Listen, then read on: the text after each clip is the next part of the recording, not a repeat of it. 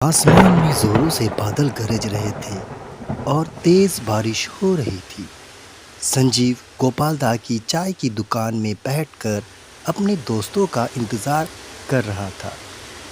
संजीव बाबू, किसका इंतज़ार कर रहे हो? अरे गोपाल दा, क्या बताऊं, रंजीत और बाबुल को मैंने 5:30 बजे यहाँ आने को कहा था। देखिए, 6 बज गए हैं और दोनों का कोई अता पता नहीं। क्या बात है, कोई बड़ा प्रोग्राम है क्या? अरे नहीं गोपाल दा, बस मछली पकड़ने जाने का प्रोग्राम था। तभी रंजीत और बाबुल वहाँ पहुँच जाते हैं।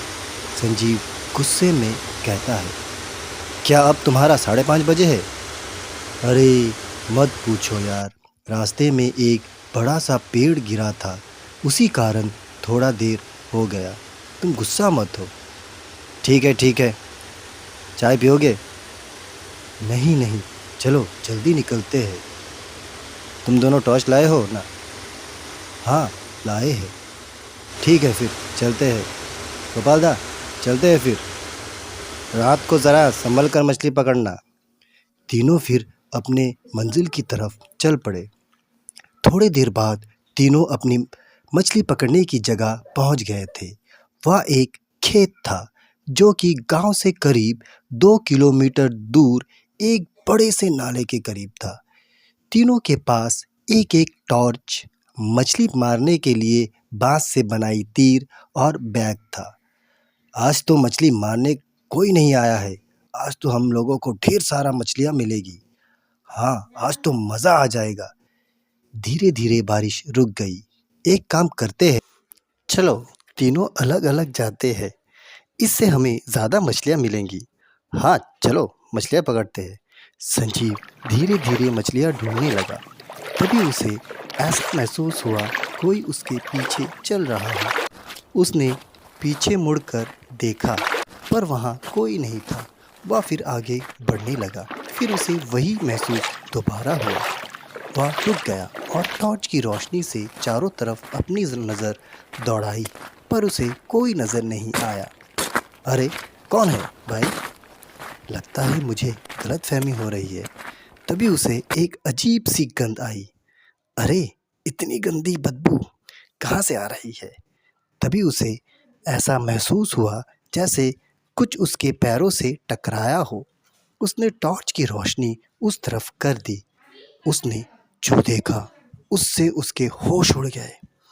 एक भयानक सा शेर उसके पैरों के सामने पड़ा हुआ है।